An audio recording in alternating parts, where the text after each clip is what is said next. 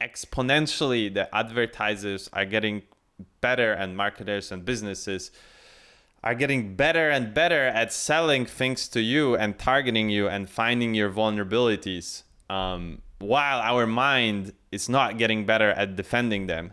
So today let's talk about Social Dilemma movie, The Social Dilemma. It's available on Netflix since like 2 weeks, I think. I saw it just this past weekend. I also saw quite a few people I follow talk about this movie. The reason why I wanted to share with you guys what I want to share with you is because the movie is directly related to some of the topics that I already talked about and I made videos about, like reducing, decluttering, like digital minimalism and decluttering your desktop. It's also very much related to the quest that I'm on with this podcast, and the new name is Quest for Questions. And it's basically diving into the psychology, asking the questions that people don't want to ask. So like, why are we doing certain things, even though a lot of them seem to be very much irrational? It seems like we haven't thought about a lot of actions or habits or things that are accepted and normal in society. And I think this movie just touches on one of the big elements. It's not the only one that I'm interested in, which is the social media and how we are kind of living in society right now. I think, just before I preface any comments further, I think the movie is brilliant, and no matter what you think of my comments today, I highly recommend you guys watch it. I mean, if you watch Netflix at all, and spend some time or waste some time, depends on how you look at it, then I think this one is worth like the hour and a half or however long it takes to just get, I think I would call it like a dose of wisdom about the problem at hand with social media in like one pill.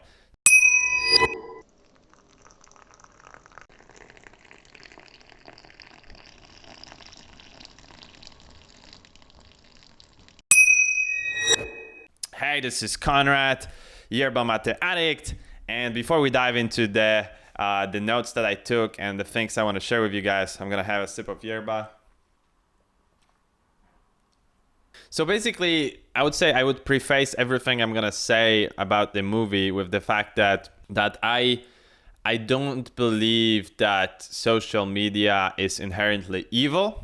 So don't take me for one of those haters that is like, hey, no to social media, just go full on hippie and live in a jungle, or like they are spying on us and it's all just a giant kind of conspiracy to take over our brains.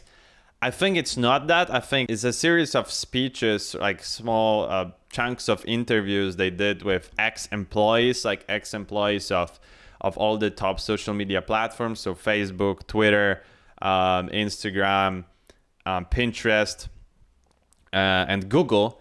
And these were people who worked on, like not just some like bottom level employees, but people who are like high up in the organization, and they were responsible for either monetization on some kind of figuring out like the engagement and growth. So figuring out how to get it to more people, how to get people to stay more engaged, how to get money from this business model. So this is a series of that, plus a little bit of like a story that's running alongside it. So that with like that's acted to kind of emphasize their points about it. And I would say the story is a bit too melodramatic and it's a bit too over the top, but I guess it serves the purpose of getting you to pay more attention to what they are saying. So I think it was used kind of in the right way. I hope that some people are not going to be taken aback by this, because it's a bit over the top, but a lot of times that's what needed to create like an emotional response in people to really take this stuff seriously. So I think that the idea behind it was good. But what I wanted to come back to is that the people that they interviewed, the ex-employees, they also outline also at the beginning that they don't believe that all the platforms were created with bad intentions, and the people at the top are evil and they have evil plans. They think, and I also think that's true, that they were just created like someone stumbled upon something, and at first they just discovered some cool use of it, and why people like it. And for the most part, at the beginning, almost all the platforms were did a lot more good. They brought a lot more good than bad. I mean, Facebook connecting so many, like billions of people, connecting them, also creating groups, also, spreading, kind of being able to keep in touch with people, sharing some useful content, staying updated. So I think, and also, for example, Instagram, then for example, sharing photos and stuff like that. I mean, the principle behind those platforms, I don't think they were inherently bad, but there were hidden problems inside that. And I think just recently, in the last few years, they really started coming out, because we've been involved with those devices or tools for long enough. I think now it's turned from a tool into something completely different, because tool is when you have a hammer and it lies there, it does nothing, and when you need it, you basically pick it up and you nail the nail to the wall or whatever. And social media is kind of different, because it's not a tool anymore. It's kind of uses you. Because the big concept that I taken from this movie is that if you don't know what the product is, and that relates to those social media, so you don't know what the product is, then you are the product. And that's the case with most of those, like all those platforms that I outlined, like Twitter, Pinterest, Instagram, Facebook, Google, is that at first glance, it looks like, damn, they are free. They give you all this amazing functionality, all these possibilities, access to different, different people, to different tools in those platforms. And it wasn't the case from the beginning. So there's a couple problems with social media. The two big themes of this movie, and the two big themes of social media, why there is now a lot of negativity that comes along with it, is one, is that we have something that's we have smartphones, and smartphones plus social media really get us super addicted to business, and they screw with our mental health because of the constant checking, and they are super addictive, and it feels like it's almost impossible to stop it. So one thing is the addiction of phones, and mostly the social media in the phones. So that's one big problem.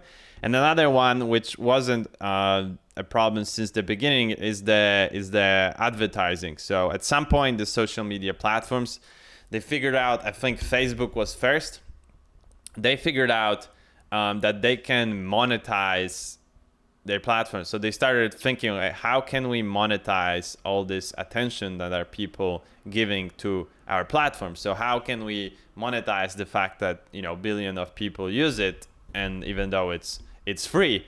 So they figured out advertising, that they can sell basically the data about you. They can sell your attention to marketers or to businesses, and they can target you with their products, with their services. And that was the big turning point, and that's a big focus of this movie too, which is how this moment, and then other platforms figuring out the same. So Google also figured that out at some point after Facebook, that they can also apply the same model. So they are in the same ballpark, and I'm gonna mostly focus on those two, because that's where I have the most kind of my also in-person experience and knowledge. I don't use Twitter or Pinterest, so I don't know too much about that. And Instagram is kind of like Facebook. It's very, very similar. So let's break it down. So there was this creation of social media on all those platforms and Google, and they were running their lives, and it was all good. at some point they figure out, okay, we can monetize it. And also at some point, everyone had access to smartphone, and we saw that people get super addicted. There was a point where the people at the top should have asked themselves, but at some point the people at the top of those organizations didn't stop to ask themselves the right questions. They didn't stop to ask, key questions regarding the usability, what are some possible downsides right now? Like, what are we seeing? What are the consequences of what are we doing with the data of targeting? And that movie is about those people at those companies who wanted to ask those questions and even did. One of them is, I think, Tristan. What's his name? I think it was Tristan Harris. He was the ex-employee, I think, of Facebook or Instagram. I'm not sure, but that was like, that's one of the main people in that movie, and he was the person, I think it was Google. He was working at Google, and at some point a few years ago, he noticed that there are a lot of like problems with what they are doing, and he created a presentation and he spread around all this, like a lot of colleagues in his company in Google. And then he wanted the kind of the management to take a look at it and for them to step back, and instead there was a lot of kind of uprising, like people started agreeing with them, but in the end nothing happened. So he decided to quit the company and go with his mission of trying to give different speeches across the world, now also be involved with that movie, and basically get people to become aware of a lot of the negative effects that the social media is having on us right now, that are not being voiced, that are basically getting somewhere lost in the shuffle, like the big depression spikes, anxiety, suicide spikes in teenagers. He's trying to get people to ask the right questions. He's not saying he's got the answers or that social media is evil. That's why I want you guys to not take it the wrong way. What he's trying to do is basically for us to stop and look at what's going on, because that's the key. Some of the big points there, besides the big two that I outlined about the addiction and and selling our data to advertisers, is that humans are social animals. That's how we were able to evolve. That's how we are able to survive, and that's how we were able to get where we are. Like if we were just loners and everyone was doing everything by themselves, we would have never figured out the things we have figured out. And we were able to advance the technology. We were able to invent new things and figure new things out. But the truth is that our minds, we haven't, like deep inside, we haven't really evolved too much since a few hundred years, since a few thousand years.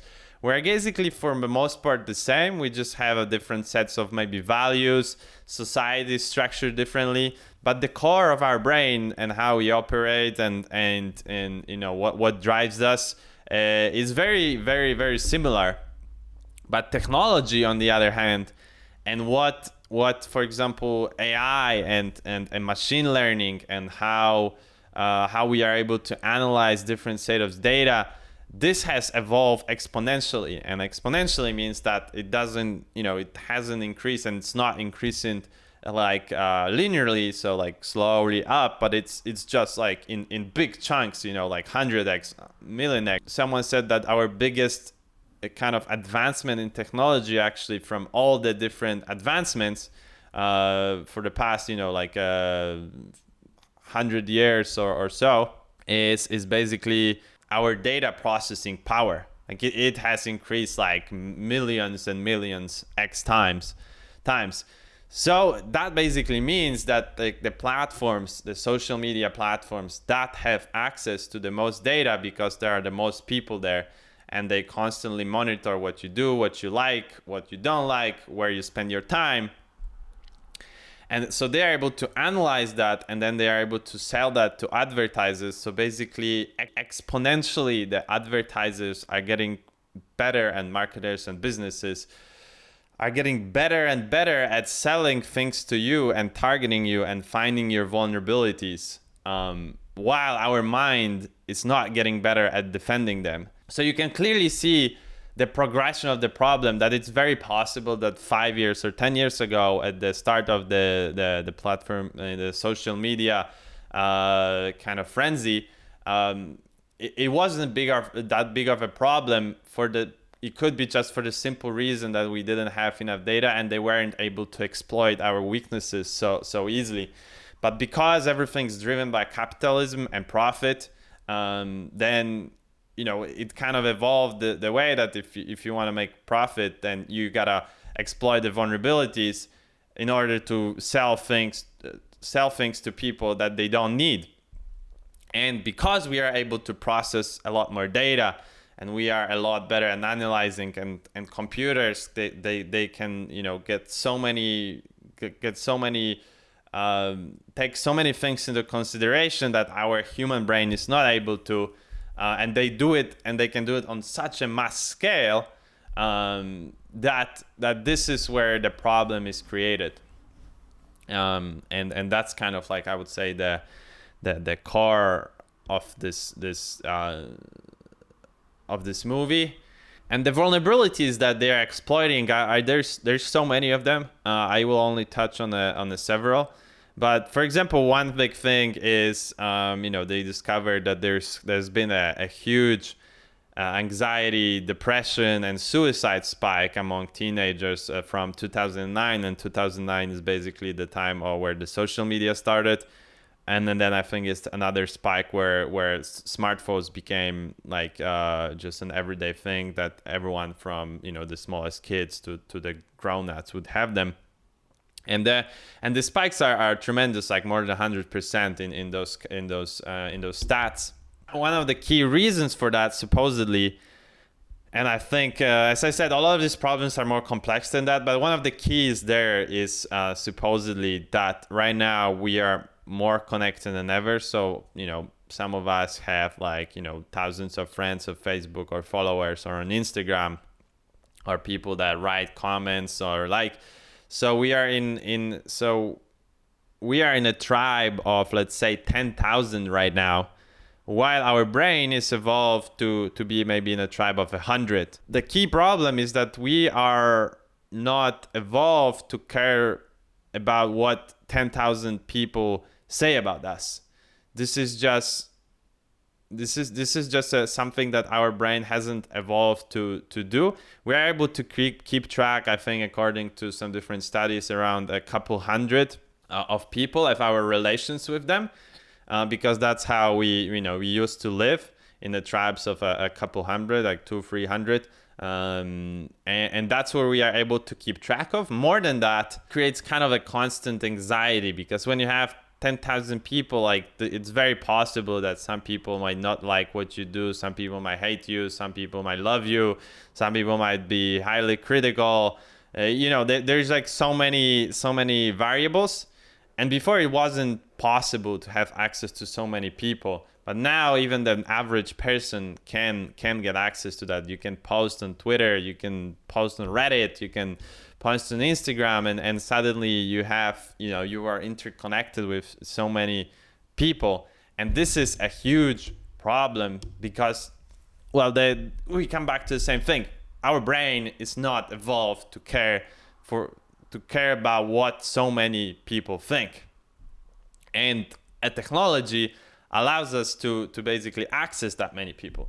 So that's where again we kind of go into the clash of technology versus what our brain has evolved to do and care about and be able to handle.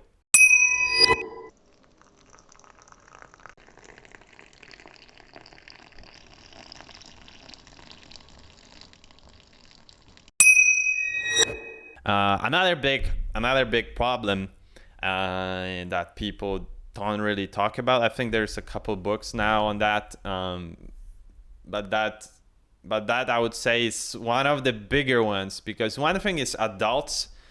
Some of us are basically able to say, like, okay, I'm just gonna stop using my phone, and I'm gonna, set up these routines and habits so that I will get myself off of it.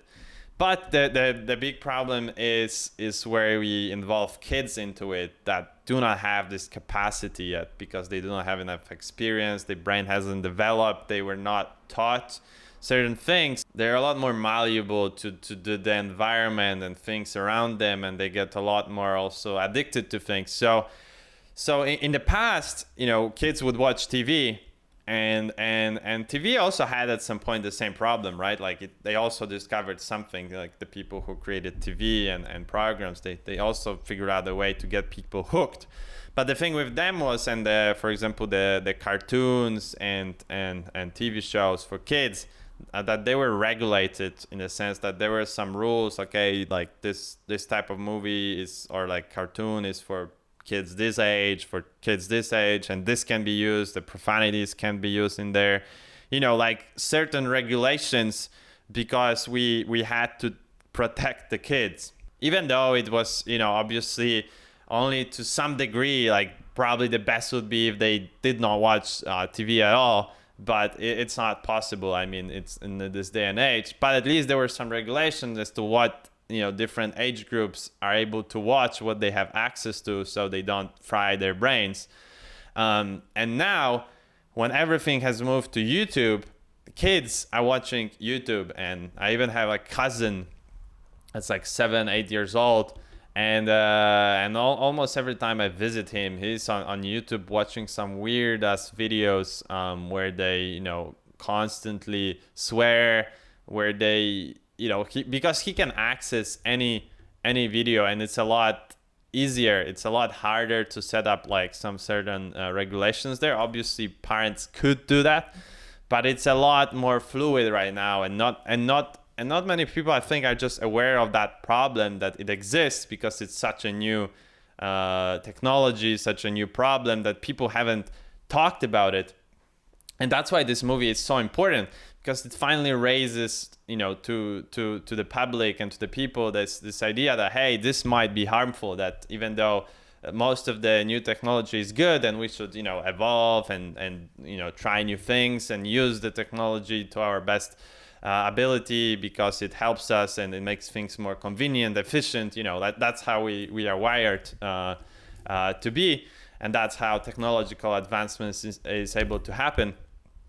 But the problem is that, like when it comes to kids, we are just right now, there's just the first generation that was raised with phones, social media, and that's the moment that we are first time seeing the results of what, growing up with all this stuff can do to you. And the results are not good.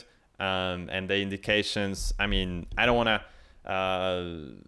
spoil all the movie for you, but you can see it in there. They raise some really wonderful statistics, and there's also a couple of books on that if you are interested in diving deeper into it. As I said, I just want to kind of keep it to the main points, and then you can do the rest yourself. Another big one is also the case of different politics and kind of opinions on things. And the big problem with especially platforms like Facebook, it heavily distorts our reality, in a sense that normally in the past you would have, let's say, a newspaper or a TV channel, and me and you, if we watch that same channel, we would get the same information, right?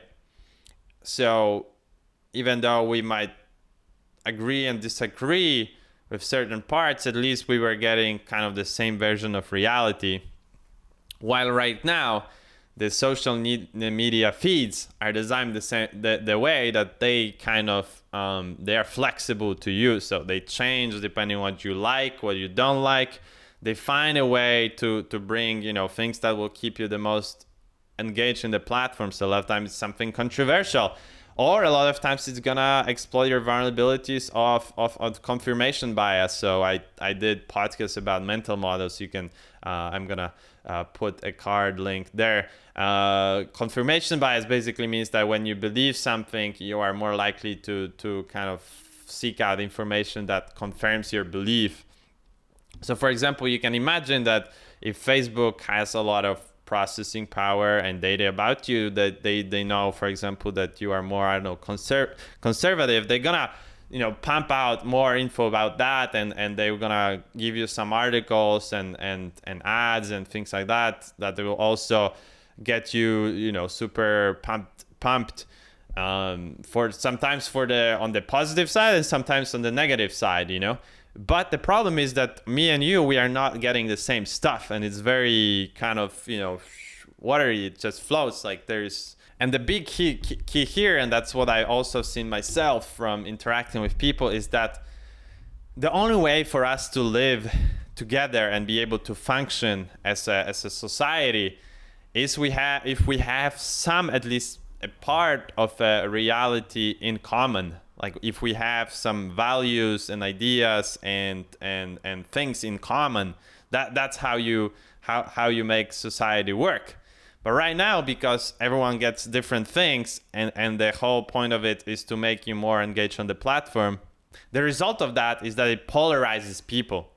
It polarizes them more and more. Like the statistics are that people are more divided than ever. And I believe, and in the movie that I also outline, it's that one of the key reasons for that is because the social media is able to manipulate like what information you get so heavily that it distorts our reality, and it creates like this huge kind of discrepancy.